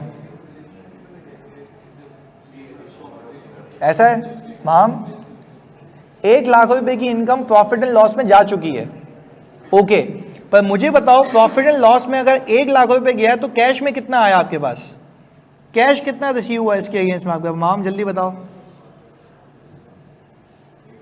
कैश कितना रिसीव हुआ है, 80,000 रुपये। एक मिनट सब इधर देख लेना, मैं इसको 1 मिनट मिटा के इनको लॉजिक दे दूं। मैंने कहा आप सिर्फ ये समझे मैम कि 80,000 रिसीव हुआ है। अब अगर मुझे इसको टैली करना है, तुम लोग सुनना, अब अगर मुझे इसको टैली करना है प्रॉफिट को कैश की फिगर से, तो मुझे यहां पे 20,000 रुपये माइनस करके दिखाना होगा, ऐसा ही है ना भाई। अगर मुझे रिकॉन बनानी है, रिकंसिलिएशन बनानी है, तो प्रॉफिट में कितना है जल्दी बताओ, कैश में कितना है, तो मैं कितना माइनस करूं, 20। भाई बच्चे 20 माइनस करूंगा, तुम इस बात को समझो, ये मैं ये बता रहा हूं इस केस में कि 20,000 रिसीव नहीं हुए। माइनस करने का मतलब क्या है भाई, ये हरकत तो मैं वर्किंग कैपिटल में करता हूं, जब मैं प्रॉफिट फ्रॉम ऑपरेशन को कन्वर्ट कर रहा हूं किस में, कैश में। पर मैं कह रहा हूं क्या ये ऑपरेशन से पर्टेन करता है, तो ये वर्किंग कैपिटल में नहीं आएगा। मुझे तो इसकी ग्रॉस मूवमेंट दिखानी है, क्योंकि ऑपरेशंस को कन्वर्ट करने के लिए आप नेट मूवमेंट देखते हैं, इसके लिए क्या दिखानी है, ग्रॉस। पर पहले मुझे एक बात बताओ, अगर मैं यहाँ पे 20,000 माइनस करके दिखाऊंगा ऐसे, तो ऐसा लगेगा कि इंटरेस्ट रिसीव होने की जगह पे हुआ है, ऐसा ही दिख रहा है, इंटरेस्ट रिसीव होने की जगह पे हुआ है। मैम यहां तक क्लियर है? तो दैट मीन्स कि ये अप्रोच तो गलत है, I can not write 20,000 here. पर अब इसका एक हल है, इसका हल ये है कि आप एडजस्टमेंट्स के अंदर इस इनकम को जीरो करें। अच्छा, अगर पीएनएल में ये पॉजिटिव है तो उसको जीरो करने के लिए क्या करूं, लेस कर देंगे। हमने कहा भाई ये हो गया लेस। माम यहां तक क्लियर है, जल्दी बताओ, ये हो गया लेस हमारे पास यहां पे, अब जीरो हो चुका है। अब मेरे शेयर होल्डर को क्लियरली दिख रहा है कि मैंने इनकम कितनी कमाई थी, 1 लाख रुपए की इनकम कितनी कमाई थी, 1 लाख रुपए की। तो उस 1 लाख रुपए को मैंने क्या किया, जीरो। अब मुझे एक बात बताओ, अब हो गया ऊपर जीरो और नीचे 80, तो अब अगर मुझे रिकॉर्ड बनानी है तो मैं कितने ऐड कर दूं, 80, और आने भी कितने चाहिए थे, 80,000। तो मैंने कहा इंटरेस्ट रिसीव्ड आप 80,000 दिखा दें। मैम अब क्लियर है?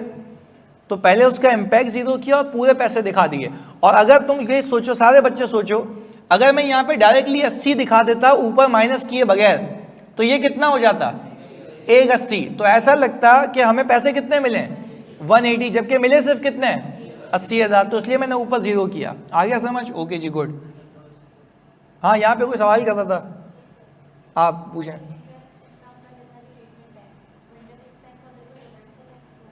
इंटरेस्ट एक्सपेंस का उल्टा ही है बिल्कुल।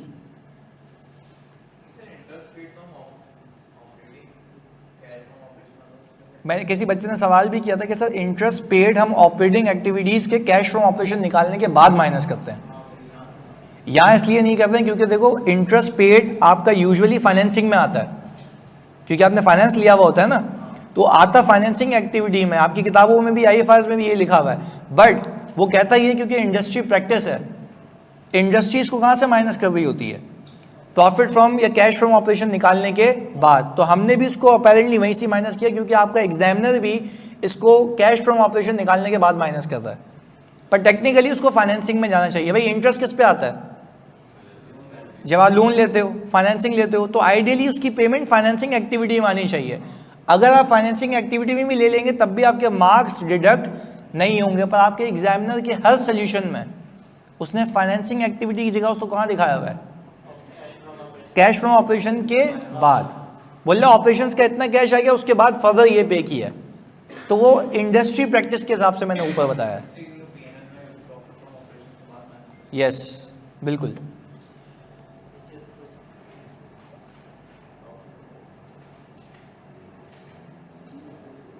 बिल्कुल ऐसा है यासिर,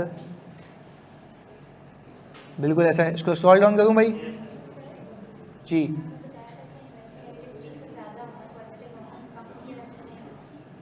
पॉजिटिव होना, हाँ बिल्कुल ऐसा है। पर अगर इंटरेस्ट के पैसे ज़्यादा आ रहे हो तो अच्छा है।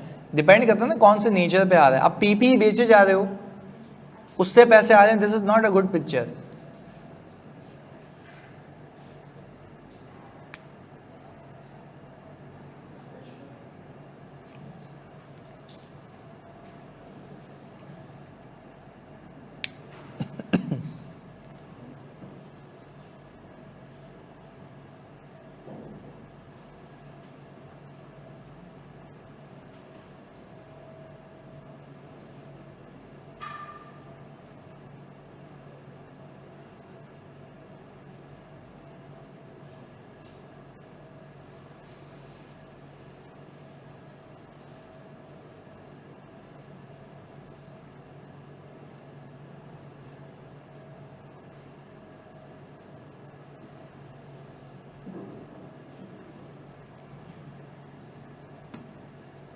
अभी दिखा देते हैं जी।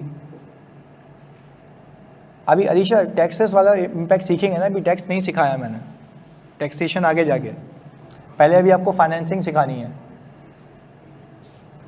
सही है जानी, ये हो गया।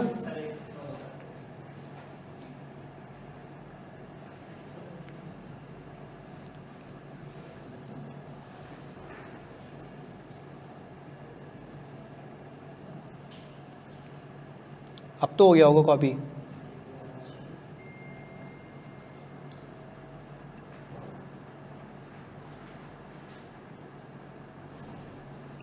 भाई अब ज़रा ये देख लेते हैं,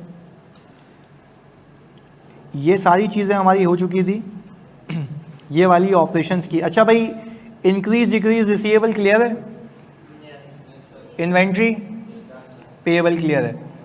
अच्छा भाई, टैक्स पेड अभी मैंने नहीं सिखाया, इंटरेस्ट पेड मैं सिखा चुका हूँ। अच्छा भाई आगे, यहाँ पे जो फॉर्मेट मैंने लगाया हुआ है, इसमें परचेज ऑफ पीपीई और डिस्पोजल प्रोसीड फ्रॉम पीपीई, इसके अंदर एक और चीज़ हो जाएगी, इंटरेस्ट रिसीव्ड। अभी सीखा ना, इंटरेस्ट रिसीव्ड आएगा यहाँ पे। हमारी एग्जाम्पल में कितना था, वो 80,000, तो वो यहाँ आ जाएगा। अच्छा, अगर आपने इन्वेस्टमेंट्स की हैं, उसके पैसे गए तो वो भी यहीं आएंगे। वो आउटफ्लो आएगा या इनफ्लो? आउटफ्लो, क्योंकि आपकी जेब से पैसे गए, क्योंकि वो कैश में से माइनस नहीं हुआ हुआ होगा, वो कैश में से माइनस हुआ हुआ होगा, प्रॉफिट में से माइनस नहीं हुआ हुआ होगा। तो ये अपेरेंटली लाइक अ पीपीई की ट्रीटमेंट है इसकी। क्लियर है? अच्छा भाई, अब इसका एक सवाल कर लेते हैं ताकि अभी तक के कॉन्सेप्ट आके रिवाइव हो जाएं। तो सर वो रहा सवाल, ये रहा।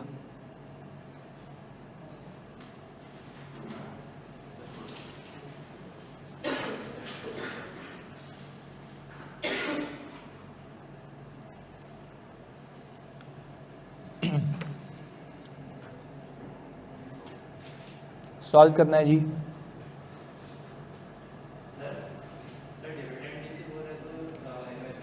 इन्वेस्टिंग, डिविडेंड पे हो तो फाइनेंसिंग को सीखेंगे अभी।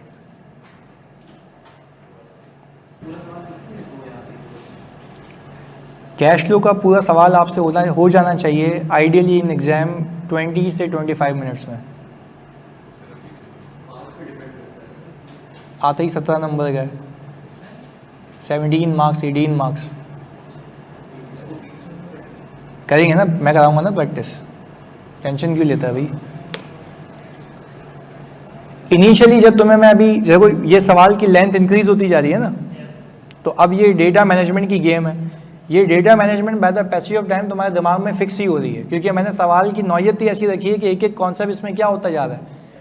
तुम देखो इसमें पिछले भी सारे कॉन्सेप्ट्स हैं, है ना। तो अब तुम जितना इसको सॉल्व करोगे उतनी तुम्हारी एफिशिएंसी इंक्रीज होगी, और उससे टाइम क्या होता रहेगा, रिड्यूस होता रहेगा। तो जल्द से जल्द हो जाएगा एग्जाम में इंशाल्लाह।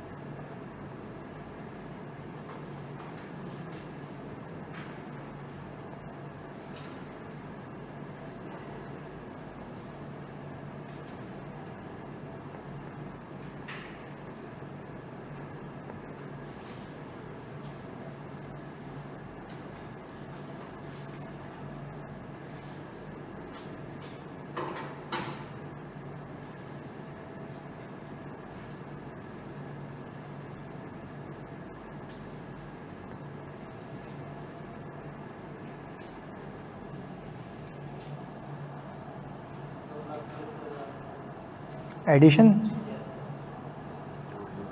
2,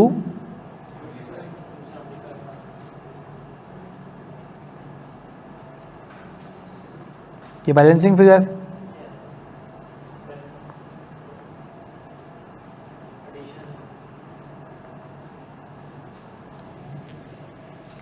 ये आ गई भाई आपके पास बैलेंसिंग फिगर।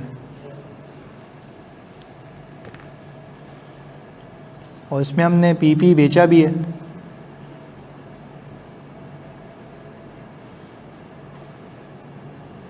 तो जो पीपी बेचा है उसकी सेलिंग प्राइस है नहीं, एट अ प्राइस ऑफ ₹135, 150 की है, तो आपके पास लॉस आ गया कितने का? और ये देखो पीएनएल में पार्क हुआ होगा, बुक हुआ हुआ है, यानी ये टेक्निकली अकाउंटिंग की हुई है आपने, आपने उससे कैश फ्लो बनाना है। आगे जी, आगे जल्दी।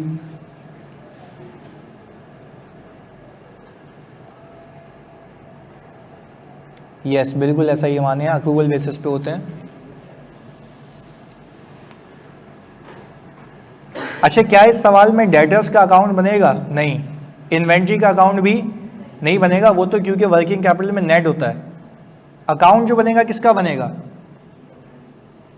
इंटरेस्ट रिसीवेबल का, because that does not pertain to operations. इसकी आपने ग्रॉस मूवमेंट को ट्रेस करना होता है। ट्रेड पेबल, अकाउंट पेबल, तो ये भी ऑपरेशंस में ही आएगा ना, इसका भी अकाउंट नहीं बनेगा। तो आपने कहा भाई 25, बल्कि ये है 62580,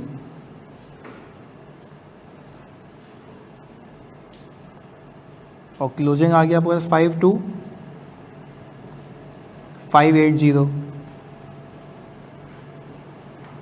ये इंटरेस्ट इनकम की वजह से क्या हुआ होगा? इंक्रीज।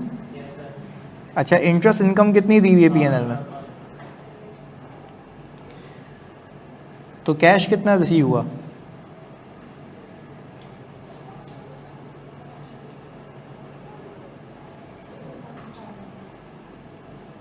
यही है। अच्छा खैर, मैंने सवाल में दिया हुआ भी है,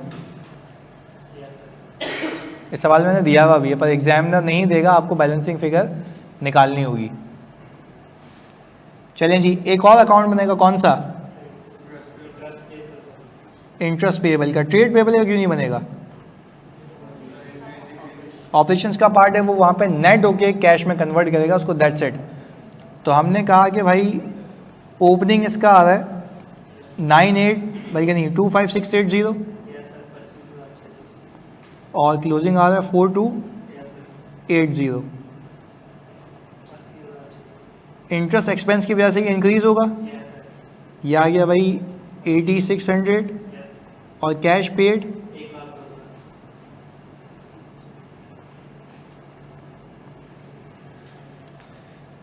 बस ये गिनती के तो 3 अकाउंट बनाने थे, अब 10 कैश फ्लो बन जाएगा।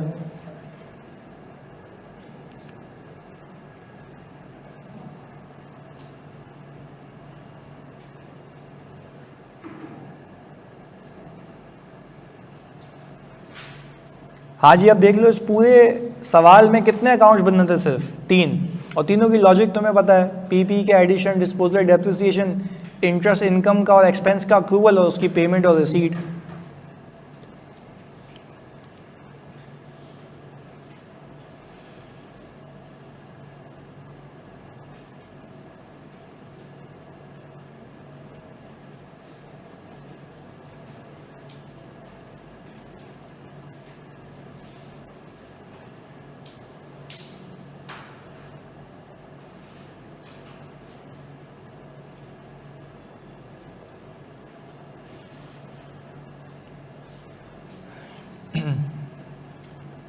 हाँ जी, बन गया कैश फ्लो, कर रहे हैं अभी। तो वो ग्रुप पे देख लो, ग्रुप पे मोबाइल पे देख लो। अच्छा, फ़ोन भी नहीं है, चलें मैं इसको ज़रा जूम करूं, अब सही है, बेहतर है।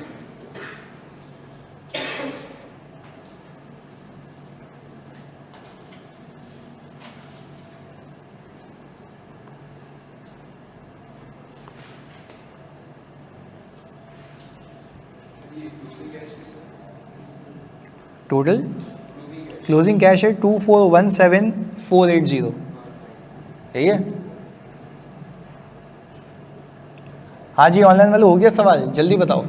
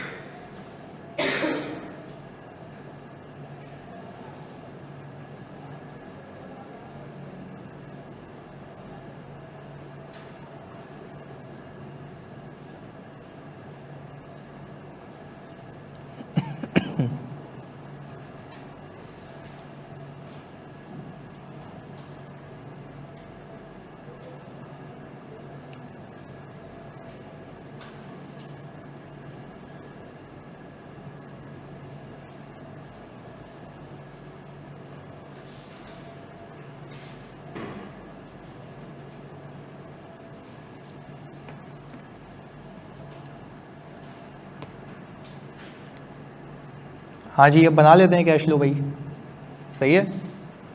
आ जाओ भाई, मुझे बताओ कि भाई कैश फ्लो स्टेटमेंट के अंदर सबसे पहले आपने रख दिया प्रॉफिट बिफोर टैक्स। अच्छा प्रॉफिट बिफोर टैक्स आपका दिया हुआ है 1971,210। आपने कहा कि भाई अब हम पार्क करेंगे एडजस्टमेंट्स। अच्छा अब एडजस्टमेंट्स के लिए हमने यहाँ पे ऑलरेडी वर्किंग्स की हुई हैं, एडजस्टमेंट्स को हम हाईलाइट कर देते हैं। मैंने कहा सर क्या ये एडजस्टमेंट में आएगा? अच्छा क्या ये लॉस एडजस्टमेंट्स में आएगा? अच्छा ये डेप्रिसिएशन एडजस्टमेंट में क्यों आएगा? वेरी गुड, नॉन कैश है, ये लॉस इम्पैक्ट ज़ीरो करने के लिए। अच्छा भाई क्या ये एडजस्टमेंट में आएगा? इंटरेस्ट इनकम, यस सर, ताकि इम्पैक्ट क्या करेंगे इसका? ज़ीरो। और ये भी आएगा, सिंपल है ना। ये सारी एडजस्टमेंट्स में कुछ नॉन कैश है, कुछ इम्पैक्ट ज़ीरो करने के लिए, पर अल्टीमेटली ये सारी एडजस्टमेंट्स को पार्क करके आप पहुंच जाएंगे प्रॉफिट फ्रॉम ऑपरेशंस पे। बात क्लियर है? तो सर हम जल्दी से ये सारी चीज़ें पार्क कर लेते हैं। मैंने कहा सर आपने क्योंकि काम किया हुआ है तो डेप्रिसिएशन एक्सपेंस बताएं कितना था? 156,250। हमने कहा सर हमारे पास यहाँ पर लॉस ऑन डिस्पोजल है, यह आ गया 14,800, इसको भी ऐड बैक करा दिया। चलें जी, हमने कहा यहाँ पर आ गया इंटरेस्ट एक्सपेंस, वो कितना है भाई? 8600। और इंटरेस्ट इनकम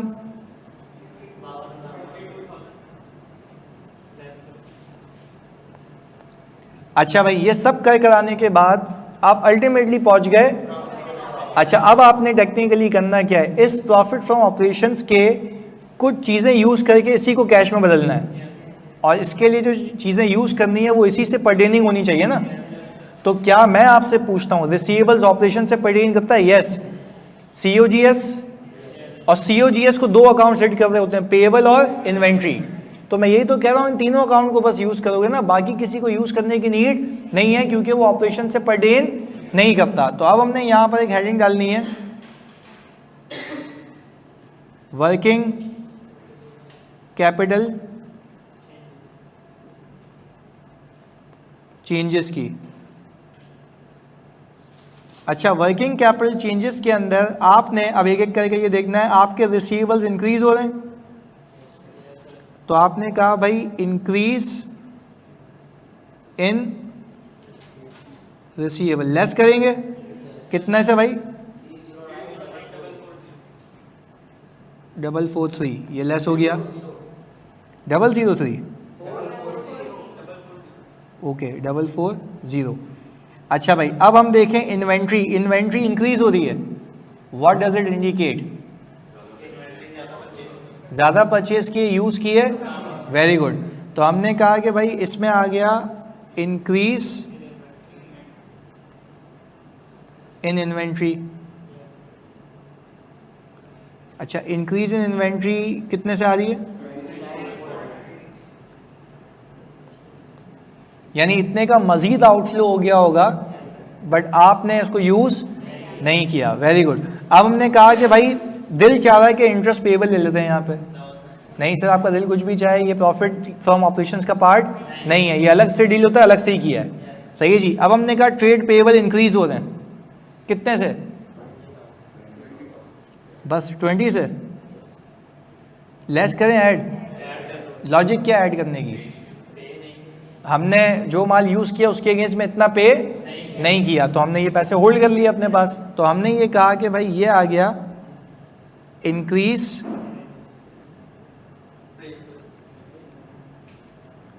पूरा लिख लेते हैं यहाँ पे, trade payable. Sir I believe कि ये सब करे कराने के बाद आप पहुंच चुके हैं कैश फ्रॉम ऑपरेशन पे। Very good. तो आप मुझे एक बात बताओ, कैश फ्रॉम ऑपरेशंस यहाँ पे निकाल लेते हैं। कैश फ्रॉम,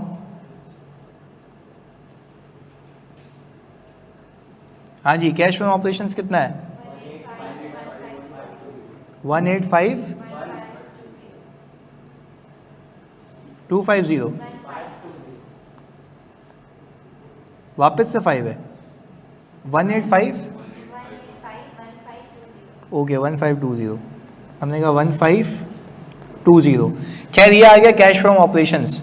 अब इसी कैश फ्रॉम ऑपरेशंस में से आप पे करेंगे इंटरेस्ट पेड। तो सर वो ये वाला है 10200। तो हमारे पास अब आ गया 000 है। ओके, कितना है ये?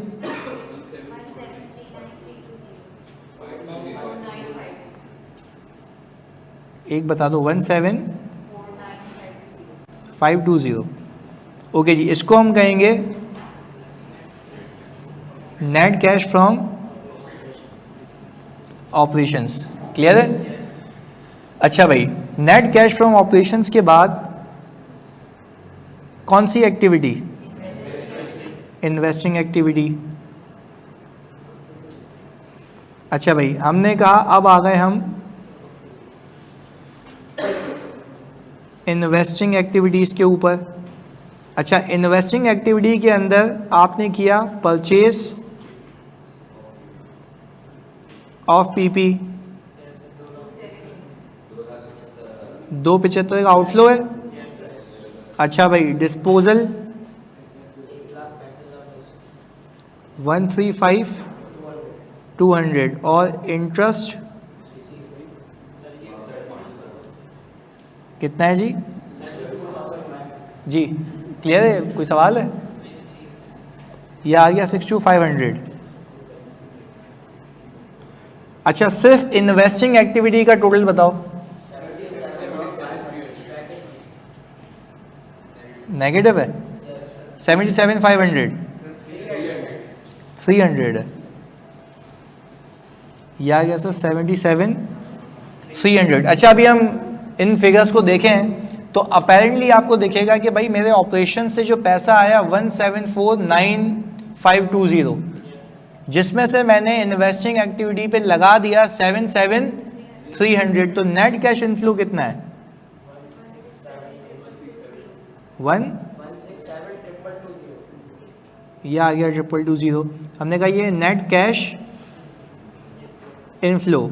इसके अंदर अगर मैं ऐड कर दूं ओपनिंग बैलेंस, तो सर ओपनिंग बैलेंस मुझे दिया हुआ है यहाँ पर 745,260। हमने कहा 745,260, ये कितना आ गया? क्लोजिंग से मैच होता ही है 2417। तो हमने कहा 2417,480, ये आ गया क्लोजिंग बैलेंस। हाँ जी, क्लियर है? चलें जी, इसी बात पे एक और सवाल।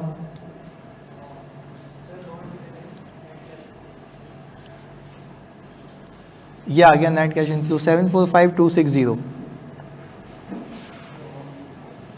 हमारी क्लास कितने पे तक है? 5:30 तक है। थक गए? अच्छा भाई, ट्रेड पेबल वाली एडजस्टमेंट रिपीट कर दें काइंडली एक दफ़ा। ट्रेड पेबल तो हमने लास्ट क्लास में किया था ना आई थिंक। माने ट्रेड पेबल के इंक्रीज होने का मतलब है इतना माल खरीद भी लिया, यूज भी कर लिया, उसके पैसे नहीं दिए, तो आपने उसको ऐड बैक कर दिया। सर इंटरेस्ट इनकम तो 52,500 है। भाई बच्चा कह रहा है सर इंटरेस्ट इनकम तो 52,500, तो भाई मैं यही तो कह रहा हूँ कि इनकम का होना अलग बात है, रिसीव होना अलग बात है। जो इनकम थी उसको मैंने ऊपर जीरो किया और नीचे पूरे पैसे दिखा दिए। अभी क्या सीखा था उस्मान हमने, उसको हमने यहाँ अप्लाई किया है, सही है। इन्वेंट्री परचेज सर 29400 की है एंड सेल 35,600 की है, तो सर 6200 की इन्वेंट्री डिक्रीज नहीं होगी। भाई ये फिगर तुमने कहाँ से निकाली? एक मिनट सुन लीजिएगा। वो कह रहे हैं सर इन्वेंट्री परचेज की है 29,400 की, ये कहाँ लिखा हुआ है? हाँ भाई मेरे भाई ये कहाँ लिखा हुआ है, जल्दी बताओ कि 29,400 की परचेज की है, ये कहाँ की कहानी है? ये कहाँ देख रहे हो भाई? ये तो इंक्रीज इन इन्वेंट्री है, ओपनिंग। बेटा यही तो बेवकूफ़ी है, ये खरीदी नहीं है बोल रहे खरीदी इतने की, यूज इतने की नहीं, ये बोल रहा हूँ कि एडिशनली इंक्रीज होके बच गई है। अगर आपको परचेज निकालनी है ना बेटा तो फिर ऐसे निकाल लो। परचेज निकालने का तरीका बता रहा हूँ। ओपनिंग इन्वेंट्री बताते हो सवाल में कितनी है? Opening inventory 165 200, 165 200, closing 194 600, 194,600। COGS की वजह से इन्वेंट्री कम हो गई होगी, ऐसा ही है। COGS आपको कहाँ गिवन है? P&L में कितने की है? 35,600 की। अच्छा ये परचेजेस निकालो जरा, बैलेंसिंग फिगर कितनी आती है? This plus this minus opening. हाँ जी, this plus this minus opening. भाई ये परचेज की है तुमने।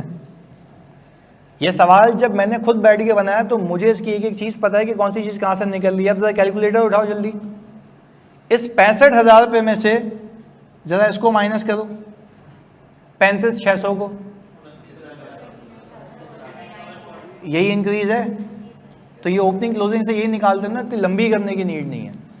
समझने की बात यह है कि आपने इस साल इन्वेंट्री परचेज कितने की है? 65,000 की। यूज कितनी की है? तो जो यूज होने से रह गई वो क्लोजिंग में खुद जमा हो गई ना। तभी तो मैं कहता हूं कि आप ओपनिंग और क्लोजिंग का डिफरेंस लेंगे, आपको इंक्रीमेंटल खुद मिल जाएगा। पहले बताओ बात क्लियर है? तो ये लॉजिक है इसके पीछे कि आपने परचेज की है ज्यादा, यूज की है कम। तो जो यूज की है कम वो तो P&L में चार्ज ही नहीं हुई, पर कैश में से वो जा चुकी है, तो आप माइनस कर दें उसको। क्लियर है? हाँ भाई अब क्लियर है जानी? यशर अपने हिसाब से नहीं कि परचेज इतने से की है, तुम कॉन्सेप्ट गलत पिक कर रहे हो। ओपनिंग क्लोजिंग का डिफरेंस होता है नेट, जिसमें परचेज भी होता है यूज भी होता है। वो नेट इंक्रीज हो रहा है, इसका मतलब है जो इस साल भी परचेज की थी उसमें से भी कुछ यूज होने से रह गई है। सही है भाई? सर क्वेश्चन शेयर किया था, बस इंटरेस्ट पेड डायरेक्ट लेस करवा दिया था। ओके, इंटरेस्ट पेड लेस करा दिया था? नहीं भाई नहीं नहीं नहीं, अलग से नीचे अलग से बताना है, कैश फ्रॉम ऑपरेशन निकालने के बाद, इसका ख्याल रखना है। सही है? चलें जी, अभी भले मैं इसको ऑफ करता हूं, पर आपको जो आज क्विज मिलेगा उसमें कैलकुलेशंस होंगी कुछ ट्रिकी, तो सोच के कीजिएगा। सही है जी? मिलते हैं अगली क्लास में। PDF अभी शेयर कर देता हूँ मैं, वरना भूल जाऊँगा। ओके जी, अल्लाह हाफिज़।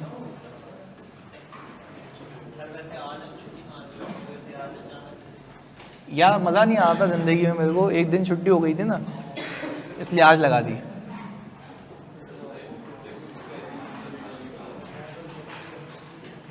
तुम लोग छुट्टी का सोच के बैठे हुए थे?